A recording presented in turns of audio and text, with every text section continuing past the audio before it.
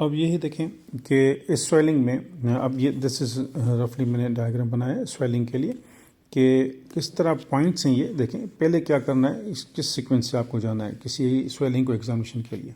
ठीक है, अब देखें ये पहले soft temperature with the back of your hand, check the temperature of swelling with the back of your hand, with एक जगह पे नहीं, यहाँ पे रखा आपने, यहाँ पर भी दो जगह पे। ठीक है, लेकिन आप कंपेयर करेंगे पहले नॉर्मल साइड, फिर स्वेलिंग, फिर नॉर्मल साइड, इस तरह। तो आपको कंपेयर करना है सराउंडिंग के साथ। तो टेम्परेचर एक्यूट स्वेलिंग्स होती हैं वो हॉट होती हैं। ठीक है, अब ये हॉट वार्म क्या है, ये देखें कोई टेंडरनेस तो नहीं है, soft. Size of the swelling क्या है, measure in two direction always, measuring tape आपके पास होना चाहिए ऐसे। ये दिस इज़ योर किट।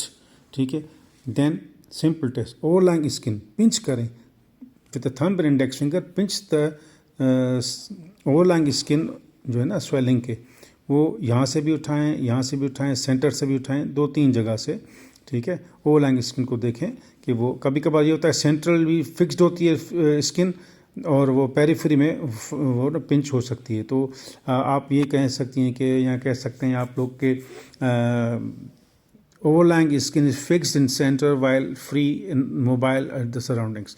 तो this is one of the bad sign for towards the malignancy. ठीक है, अब कफ टेस्ट विसरल, यानी अगर मैंने पहले बताया था वही, अगर किसी कैविटी से कनेक्टेड है तो वेल्सल्वा मैनवर या कफ टेस्ट वेरी इंपॉर्टेंट। ठीक है, क्विकली आप अपने जो है ना वो रिफ्लेक्सेस बना लें।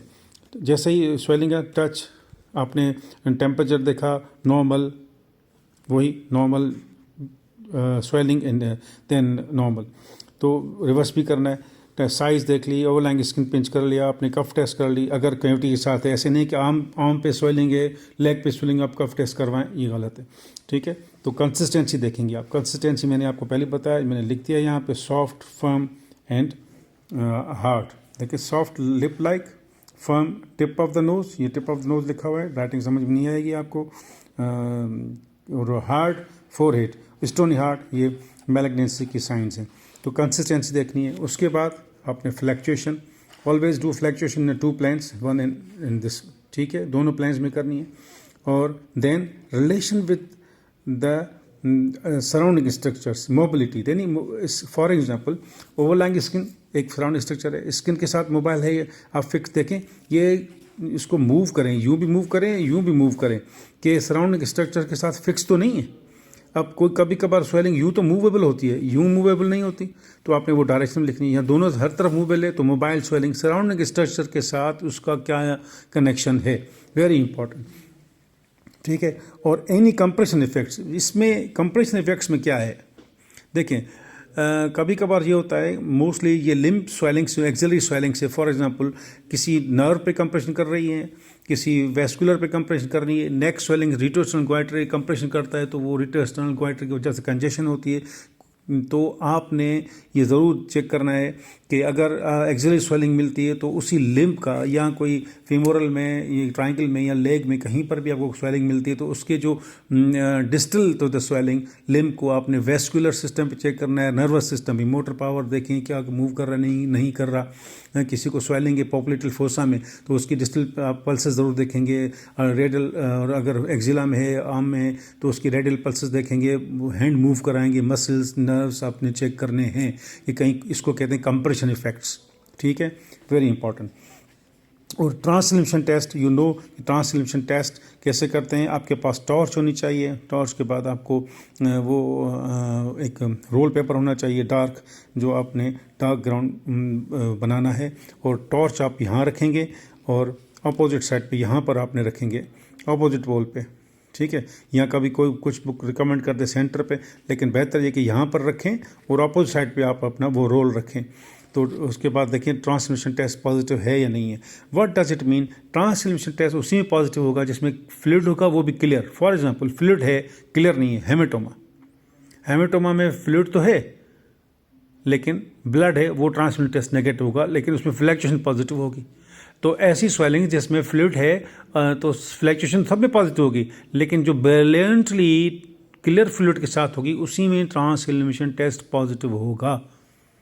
ठीक है, और लास्ट में आपने ऑस्कल्ट ज़रूर करना है स्वेलिंग को। देखें, हम लोग नहीं समझते कि ये एन्यूरिज्म हो सकता है स्वेलिंग हो, पल्सेटाइल स्वेलिंग है या नहीं है, ठीक है। तो ऑस्कल्टेशन में ये यानी स्वेलिंग पल्सेटाइल है। अगर पल्सेटाइल स्वेलिंग है, जिसको मैं अभी लिख रहा हूँ पल्सेटाइल स्वेलिंग, ठीक है, पल्सेटाइल मैंने लिख दिया पल्सेटाइल स्वेलिंग।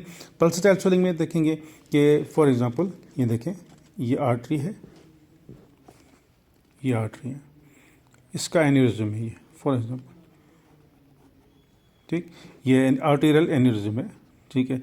अगर आप इसकी पल्सेशन, ये भी पल्सेटाइल होगी, और दूसरी ये आर्टरी है, ठीक है, इसके ऊपर लिम्फ नोड है, जैसे फीमोरल आर्टरी के ऊपर फीमोरल लिम्फ नोड आ गया, ये भी देखेंगे आर्टरी की वजह पल्सेशन, ये भी पल्सेटाइल होगी और ये भी पल्सेटाइल होगी। इसमें क्या होगा कि अगर आप इधर फिंगर रखेंगे, इसकी पल्सेटाइल स्वेलिंग का क्या होगा कि अगर आप इधर फिंगर रखेंगे तो आपकी जो फिंगर्स हैं स्वेलिंग से दोनों पल्सेटाइल होंगी, लेकिन एक्सपेंसाइल है या ट्रांसमिटेड है, ये ट्रांसमिटेड पल्स होगा, ये एक्सपेंसाइल होगा। ये स्वेलिंग इस तरह, क्योंकि आपने एक फिंगर यहाँ रखी और एक फिंगर यहाँ रखी, ठीक है, दो फिंगर हैं, तो पता है जी पल्सेटाइल क्या होगी, ये दोनों फिंगर की क्या पोजीशन होगी कि ये दोनों डेविएट करेंगी इस तरह, ये आपस में दूर हो जाएंगी इस तरह, ये एक यहाँ पे होगी, आपने रखी थी इकट्ठे तो ये आपका डिस्टेंस हो जाएगा यूँ दोनों फिंगर्स के बीच में, तो ये होगी एक्सपेंसाइल जो वेस्कुलर स्वेलिंग से हैं और वो पल्सेटाइल होती हैं।